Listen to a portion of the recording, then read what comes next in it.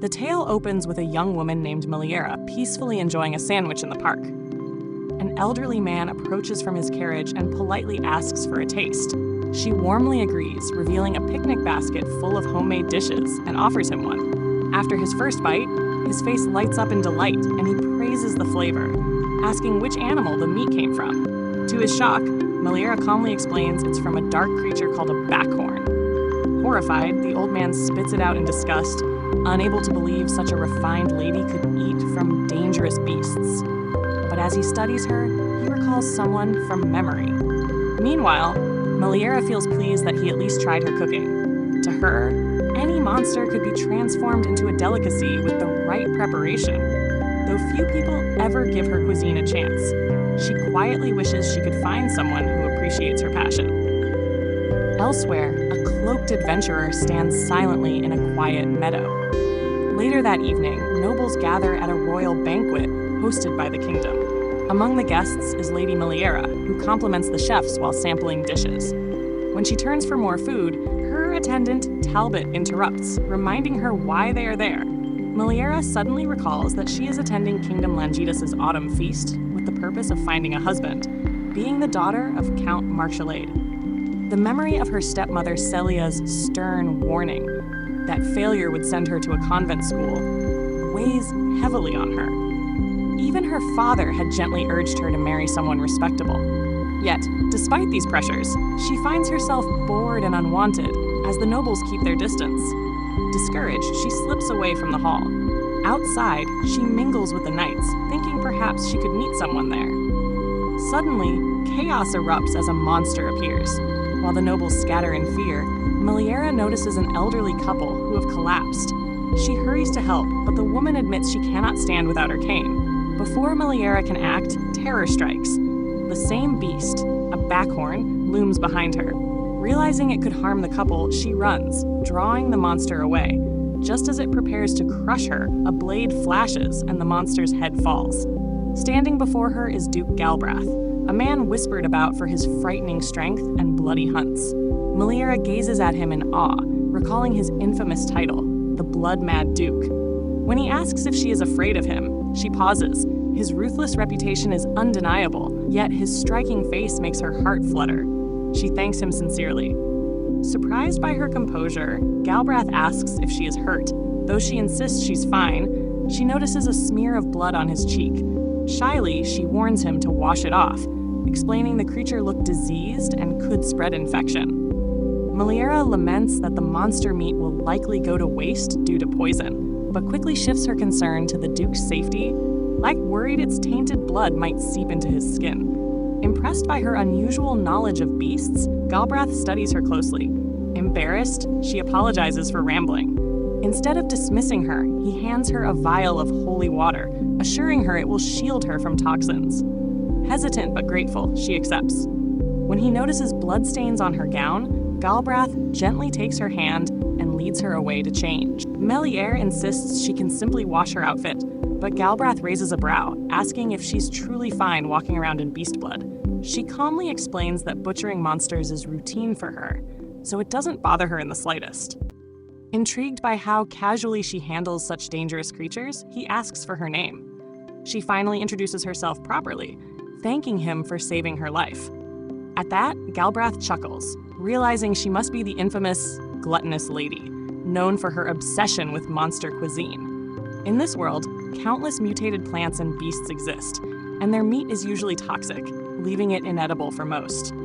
Yet Meliera has mastered the art of preparing it safely, turning what others see as waste into gourmet meals.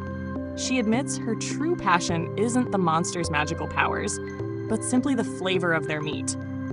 While most people recoil at the idea, she licks her lips and admits she's constantly experimenting with new methods to enjoy them. Galbraith is both astonished and impressed, while Meliera grows flustered, thinking she's ruined any chance of leaving a good impression. When she nervously smiles, the Duke unexpectedly looks away, almost shy. Confused, she asks if she's offended him, but he insists he's fine. Taking her hand, he suddenly leads her off, and Meliera can't help but wonder why he isn't disgusted by her eccentric tastes. After a pause, Galbraith turns to her and bluntly asks if the monster's meat actually tastes good. Startled, she admits she's tried it, comparing backhorn flesh to beef, though it must be tenderized before grilling or stewing. Rather than ridicule her, Galbraith grows curious, asking if non-infected backhorns are safe to eat. Shocked by his genuine interest, Meliera feels overjoyed to finally meet someone who doesn't mock her passion. She explains that before consuming any monster, one must drain its magical energy, which can be done by extracting blood with special tools. Growing serious, Galbraith holds her hands and hesitantly requests to try her cooking someday. Overwhelmed, Meliera nearly thinks she's dreaming, but steadies herself and asks if his stomach can handle it. When he assures her it can, she explains that infected monsters carry deadly toxins, but the healthy ones can be treated like cattle. Excited at the thought of tasting exotic dishes, Galbraith smiles, dazzling her. For the first time, Meliera feels she's found a kindred spirit. He leads her toward his camp to change out of her stained clothes. There, his loyal butler, Chaos, greets them. Galbraith introduces Meliera and orders him to fetch clean garments. While the butler leaves, Galbraith prepares water for her, insisting she wash up in his tent until fresh clothes arrive. Embarrassed, Meliera protests that it's unnecessary, but Galbraith insists on showing courtesy. To her surprise, the Duke then begins changing in front of her, without hesitation, leaving her flustered and unsure how to react. Meliera quickly covers her eyes when Galbraith removes his shirt, though she can't resist stealing glances at his well-toned body.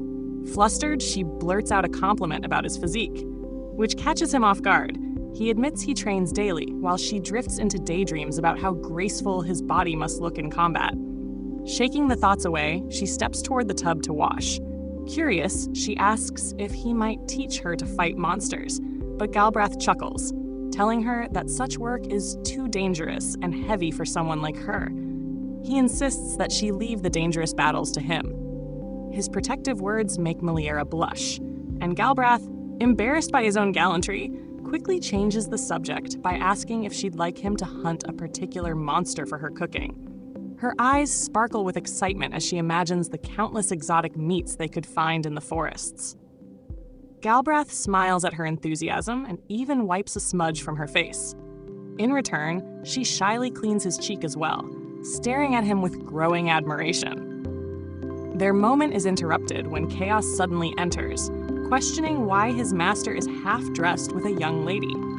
Galbraith awkwardly argues that he isn't fully undressed, but Chaos sternly reminds him it's improper. To smooth things over, Chaos presents Meliera with a fine dress, which she gratefully admires.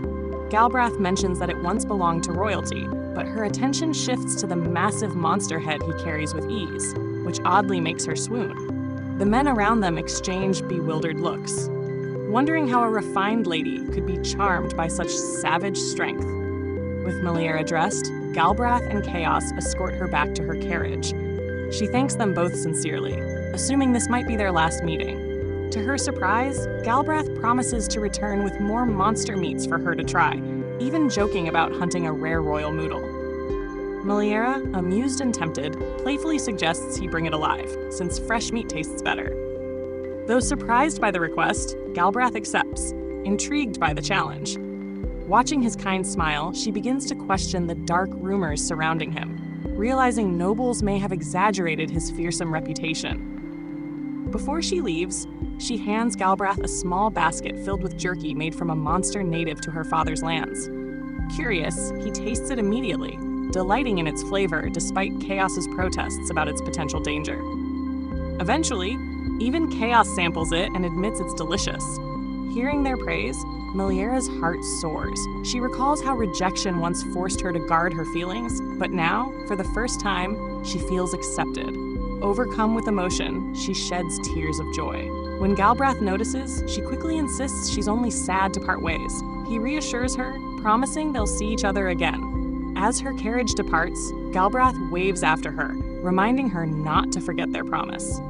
Leaning back in her seat, Meliera reflects on how a dull banquet turned into the most meaningful night of her life. Though she wonders if Galbraith might simply be humoring her, she clings to the hope that his kindness, and interest are genuine. For now, she treasures the bond they've begun to build. ending the first chapter of their story.